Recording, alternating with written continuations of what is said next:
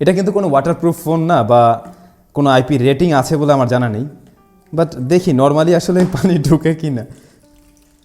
একটু পানিতে ফেলেও দিলাম। ওয়েলকাম ব্যাক এভরিওয়ান, নিশ্চয়ই খুব ভালো রয়েছেন। ওপো বাংলাদেশ আমাদের কাছে ওপো A95 এই স্মার্টফোনটা পাঠিয়েছিল ড্রপ টেস্ট। তারপর একজন রেগুলার ব্যবহারকারী একটা স্মার্টফোন ব্যবহার করতে গিয়ে যে ধরনের দুর্ঘটনায় পড়তে পারে, তাতে করে এই স্মার্টফোনটা আসলে কতটুকু সময় টিকে থাকতে পারবে, সোজা কথা বিল্ড কোয়ালিটি টেস্ট করার জন্য। তবে তারা এটাও বলেছিল, ভাইয়া এই স্মার্টফোনটা তো মোটেই কোনো আইপি রেটিং বা রাগিড ফোনও না, সো গাড়ির নিচে ফেলে যে চেক করবেন এমন কিছু না। নর্মালি একটা মানুষ ব্যবহার করতে গিয়ে হয়তো কোনো দুর্ঘটনার সম্মুখীন হতে পারে, হয়তো হঠাৎ করে একটু বৃষ্টি নেমে যেতে পারে, অথবা হাত থেকে পড়ে যেতে পারে। এই ধরনের কোনো সমস্যায় যদি পড়ে যায় তাহলে কি এটা টিকে থাকতে পারবে কিনা সেই টেস্টগুলো একটু করবেন। তো আমরা একটু সিনেমেটিক ওয়েতে সেটা করেছিলাম, তবে আমরা আরও একটু প্রেশার দিয়ে দেখতে চাই এই স্মার্টফোনটা আসলে সার্ভাইভ করতে পারে কিনা। সো এইটা একটা গেল। আমরা আসলে একটু উপর থেকেও ফেলে দেখব যে নিচে ফেললে আসলে কি হয়, রাইট?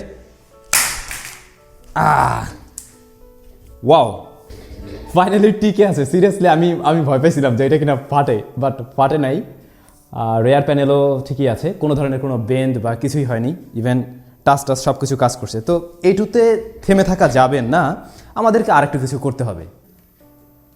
এটা কিন্তু কোনো ওয়াটারপ্রুফ ফোন না বা কোনো আইপি রেটিং আছে বলে আমার জানা নেই, বাট দেখি নর্মালি আসলে পানি ঢুকে কি না।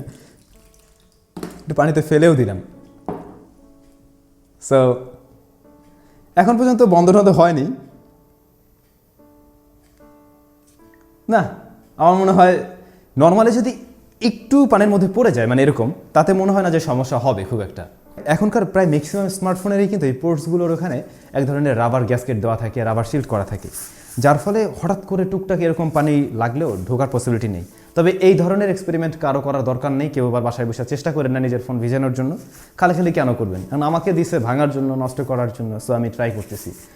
বাট আপনার নিজেরটা নিয়ে আবার এগুলো করতে যাইয়েন না, সেটা যে কোনো ব্র্যান্ডেরই হতে পারে। সো ফাইনালি যা দাঁড়ালো, আমাদের এই টেস্টেও মোটামুটি এটা পাস করতে পেরেছে। তবে আমার মনে হয় যদি আমরা কিছুক্ষণের জন্য রাখি, লাইক আমরা যদি 2-1 মিনিটের জন্য রাখি পানির নিচে, তাহলে অবশ্যই পানি ঢোকার পসিবিলিটি আছে। তবে এরকম হঠাৎ করে যদি পানি লেগে যায় তাতে পানি ঢুকবে না, এই আর কি। ভাই ব্রাদার, আমাদের পরবর্তী টেস্ট হলো স্মার্টফোনটাকে আমরা ফ্লোরে রাখবো, দেন এইটার উপরে আমরা চড়ে বসবো, এটার উপরে দাঁড়াতে হবে। সো আমি তো চিকন মানুষ, খুব একটা ওয়েট নেই, এই কারণে আমি চিন্তা করছি আমাদের বিদ্যুৎ সাহেবকে এটার উপরে উঠিয়ে দেবো, দেন দেখবো এই স্মার্টফোনটা ভেঙে যায় কিনা বা কোনো সমস্যা হয় কিনা।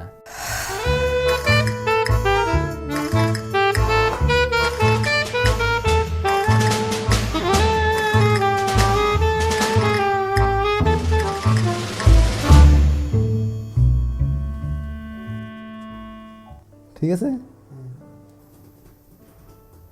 তো মোটামুটি আমাদেরকে যে 3টা টেস্ট করতে বলা হয়েছিল সেই 3টা আমরা টেস্ট করলাম। এই স্মার্টফোনটা দিয়ে মূলত আমরা টেস্ট করেছি এবং বলা যায় এটা ঠিকঠাকভাবে সার্ভাইভ করতে পেরেছে। ইভেন ডিসপ্লেতেও কোনো ধরনের সমস্যা হয়নি, কোনো কালো হয়ে যাওয়া বা টাচে কাজ করছে না, ফেটে যাওয়া, এই ধরনের প্রবলেম পাইনি। প্লাস এটাতে কিন্তু পানি ঢুকেনি বা পানি ঢুকে কোনো ধরনের সমস্যা এখনও হয়নি। একই সাথে আমরা যে এটার উপরে উঠলাম, নাচানাচি করলাম, তাতেও কিছু হয়নি। তো নর্মালি শুধু এই স্মার্টফোন না, আমার মনে হয় বেশিরভাগ স্মার্টফোনেই এইটুক প্রেশার নিতে পারবে বলে আমার মনে হয়। তবে এটাও সত্যি, অনেক সময় দেখবেন কি হাত থেকে একটুখানি পড়ে গিয়েও ফোনটা ফেটে যেতে পারে বা নষ্ট হয়ে যেতে পারে। বাট আমরা যখন ট্রাই করছি এখন ঠিকই এটা টিকে থাকতেছে। আমি জানি না, আসলে মনে হয় এখন একটা ভাব নিতেছে আর কি ফোনে। যাই হোক, সো বোঝা গেল হ্যাঁ মোটামুটি শক্ত, বাট মোটেই কিন্তু ইহা কোনো রাগেড ফোন না বা আইপি রেটিং আছে এরকম কোনো বিষয় না। সো আপনার ফোনটা আপনি খালি পানিতে ডুবাবেন না, আর এভাবে এটার উপরে উঠে নাচানাচি করারও দরকার নেই। তো ভাই ব্রাদার, সবাই ভালো থাকবেন, সুস্থ থাকবেন। আপনাদের সাথে দেখা হচ্ছে আবার নতুন ভিডিও।